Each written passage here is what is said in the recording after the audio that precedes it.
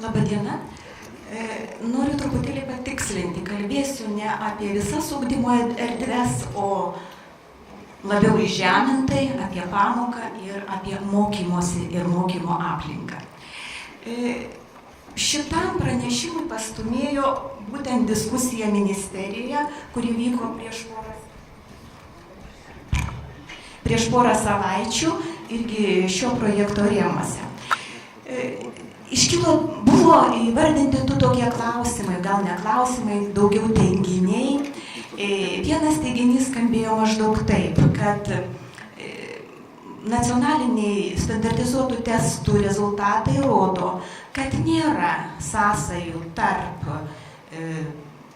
pasiekimų, rezultatų mokinių ir mokymosi aplinkų. Kitas teiginys buvo toks, kad yra pirmiausia sąsajos tarp mokymosi erdvių ir mokymo, o mokymas veda būtent į pasiekimus. Ir todėl aš pagalvojau, kad reikia pasižiūrėti, o kągi rodo mūsų nacionalinės mokyklų vertinimo agentūros duomenys. Kaip jie galėtų paaiškinti, kur yra sąsajos ir kur čia tie yra esminiai taškai. Kaip matau, salėje yra nemažai žmonių, kurių nepažįstu, net iš veidų, tai yra nešvietimiečių, todėl truputėlį noriu pasakyti, kad Nacionalinė mokyklų vertinimo agentūra tai yra institucija, kuri atlieka mokyklų vertinimą. Vertinimą būtent proceso, kas vyksta pamokose, ko mokomi yra mokiniai ir kaip jie mokosi. Vertintojo komanda mokykloje būna 4-5 dienas ir kartu pagal įvairius rodiklius vertina ir mokymosi aplinką. Čia galima išskirti du tokius dalykus.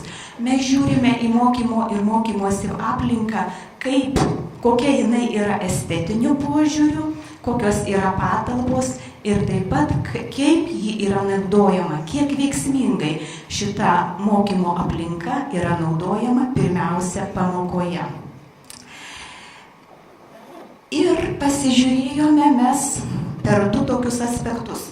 Aš labai dėkoju mūsų šiandieniniams pranešėjams iš užsienio, tiek iš Portugalijos, tiek iš Danijos, nes būtent jie labai gerai paaiškino mokymosi paradigmas. Mes jas pavadinome truputėlį kitaip – pasyvaus ir aktyvaus mokymosi paradigmos arba metodai. Kadangi pamokos yra stebimos ir yra fiksuojama, kaip dirbama toje pamokoje, ar aktyviaisiais metodais, ar pasyviaisiais metodais, mes ir pabandėme pasižiūrėti panašumus, skirtumus, sąsajas tarp ugdymo erdvių ir būtent mokymo.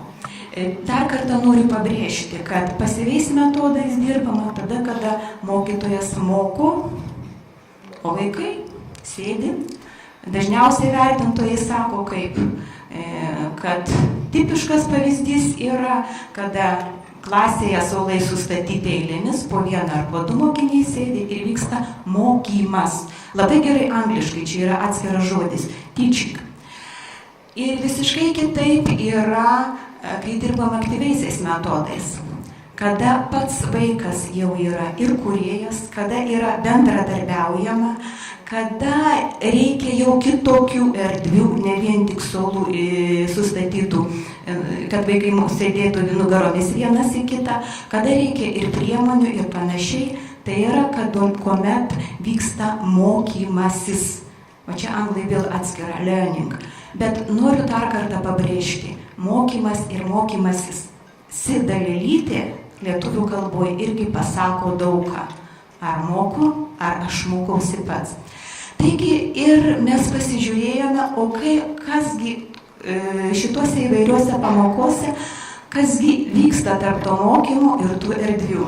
Ir čia galima žiūrėti į mėlynam fone skaičiukus ir darome tokią išvadą, kad ten, kur mokymas vyksta aktyviaisiais metodais, ryšys su aplinka, su mokymosi aplinka yra stipresnis. O mokymas įtakoja mokinių pasiekimus. Apie pasiekimus irgi noriu pasakyti, kad tai nėra vien tik akademiniai pasiekimai. Čia yra ir socialinės kompetencijos, ir bendravimo kompetencijos, ir visos kitos. Taigi, pirmoji žinia, kurią ir norėjau pasakyti, kad ugdymo ar mokymo aplinkos įtakoja per mokymą būtent pasiekimus. Antroji žinia. Antroji žinia yra susijusi su tuo, kaipgi mokymas ir mokymasis vyksta įvairiose klasėse, kaip pasiskirsto. Irgi įdomus dalykas. Daugiausia šiuolaikinių arba aktyvių pamokų yra pradiniai ugdymo pakopai ir 11-12 klasiai. O silpniausia, mes sakom silpniausia dalis, arba kitaip sakant, tradicinis mokymas dažniausiai vyksta 5-8 klasėse. Mūsų vertintojai per praeitus mokslo metus stebėjo virš 60% tokių pamokų.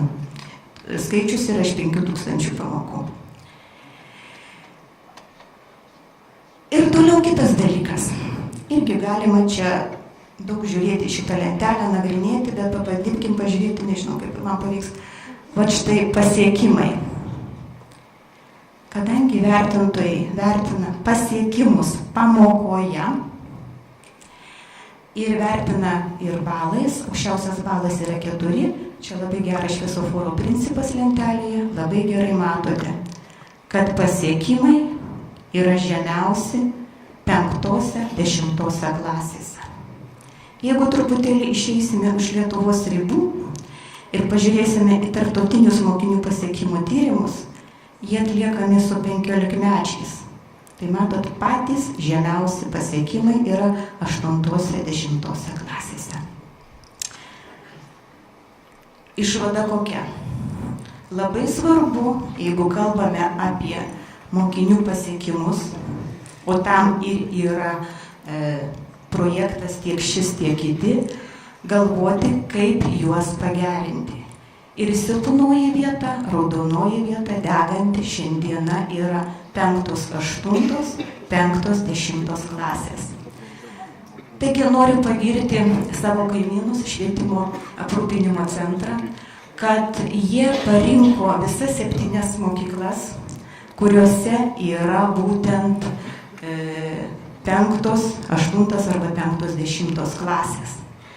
Nes būtent į šį čia pagrindinio ugdymo pakopą reikia atkreipti dėmesį ir sveikindama jūs ir noriu palinkėti toliau įgyvendinant, galvoti būtent nepamesti šitų 5-10 klasių, o būtent galvoti, kaip dirbti su šitais mokiniais ir kaip pagerinti ten erdves, kad pamoka būtų įdomesnė, kad vaikai norėtų eiti į mokyklą, kad mokykla jam būtų just for fun ir kad mūsų tada pasiekimai mūsų mokinių gerėtų.